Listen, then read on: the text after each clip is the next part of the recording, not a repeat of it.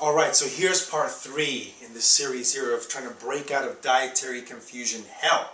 Okay, so we're going to cover one of the main last topics, which is the topic of trying to lose weight through calorie restriction. Okay, that is the other common way. We talked about low carb, we talked about high carb, low fat, and now we're talking about calorie restriction. Okay, and that's probably the most common way that people try to lose weight, right? It's the idea of just eat less. Just eat less, cut back on your calories, or sometimes it's promoted in these, very kind of clever ways where they'll say, eat whatever you want, anything you want, nothing is off limits. If you love chocolate cake, well, just have a piece of the chocolate cake. If you love pizza, yeah, you can have pizza. Nobody's going to stop you from having your pizza. Just only have a piece of pizza. If you want a piece of, if you love cheeseburgers, well, just have a, small cheeseburger. So, this is calorie restriction or portion control. Same thing. And does it work? Yes. I mean, it can work. It certainly can work. You can cut back on your calories and do that long enough. Back it up with some exercise, lose weight. Okay? I'm not here to tell you that doesn't work, because that wouldn't be true.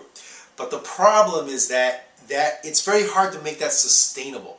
So let's talk about a clear example. Let's say we have a woman that wants to get on 1,200 calories a day, okay, and back that up with like an hour a day of exercise. Can she lose weight? Absolutely. She probably will lose weight if she sticks with that.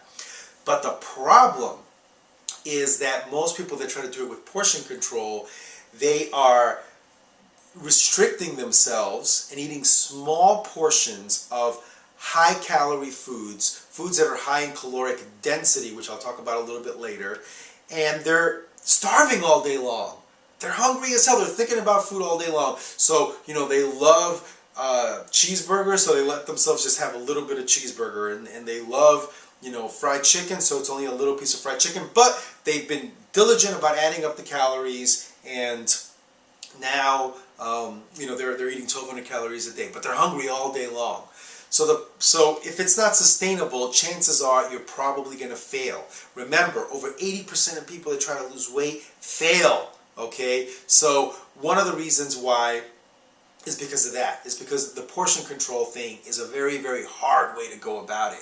It can work, but it's really hard. So that, and it's disguised in so many ways. So just know that chances are pretty high that if somebody is promoting some kind of clever diet to you, it's probably going to land in that category. So what's a better option now, okay, than portion control? If it's not really low carb, and if it's not portion control, then ultimately, what is the solution?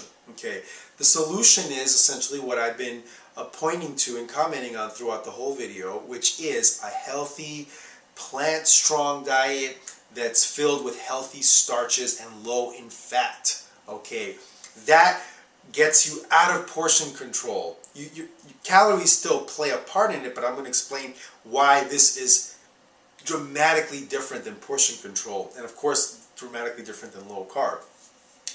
When you can have a healthy starch-based diet that's backed up with a lot of plant foods, okay, about 80-10-10, what starts to happen is that you get filled up on calories that have, on foods that have low caloric density.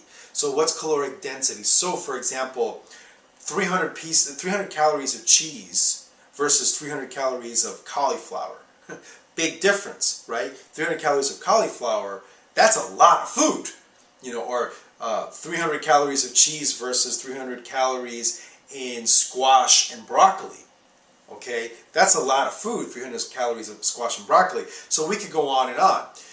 The foods that are low fat, high carb, moderate protein tend to be foods that fill us up with very few calories. So that's the trick. So the idea is to just keep eating in that direction, getting filled up on low calorically dense foods.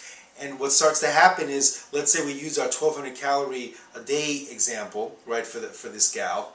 Now somebody that's eating this way, they're getting in, they're much more satisfied, they're eating this high carb, low fat way, and they're living on maybe 1,100 calories. And they're like satisfied all day long because they're snacking on vegetables, they're snacking on fruits. Their main meals revolve around just a healthy starch, like brown rice or yams or something like that. And it revolves around that, and they're fully satisfied. So they're not going crazy. It's sustainable. And another great thing about it is that you don't even have to count calories. So, I'm bringing up the 1,200 calories just so that we have something so we can have a concrete discussion about, making it all measurable, and so that you understand the science behind it. But the reality is that most likely you won't even need to count your calories. Most people don't. If they just veer in this direction and have a diet that's high in starches, keep the plants high, the fruits and vegetables, and they keep the fat low, and you probably won't even need to worry about calories. Okay, if you're eating that way every day and you get in moderate exercise just about every day, just get in even low intensity exercise, try to shoot for about an hour of that, even if it's just like brisk walking. Okay, you preferably want to do more than that, but I mean, even if you just did that, you wouldn't have to count calories, you'd be satisfied all day, your cholesterol would drop, you'd become a lot healthier, you wouldn't need supplements. I mean, how great is that? The great thing now, for those of you that are following closely, is that you can see that this is just a simple way of eating.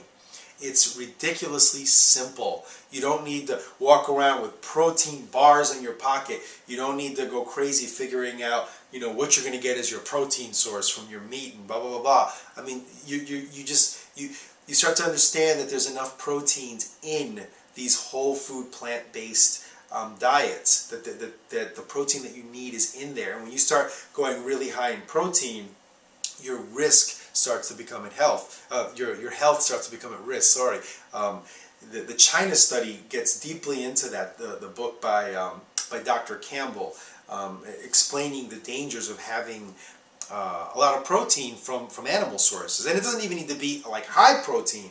Even what a lot of people would call low protein, even exceeding like 10%, you can even start to possibly develop a lot of risk for cancer. So that's essentially what it is, guys. Okay, so try to aim in that direction, and if you want more resources, you can check out the work of Dr. McDougall. You can check out the work of Nathan Pritikin or Robert Pritikin, which is his son.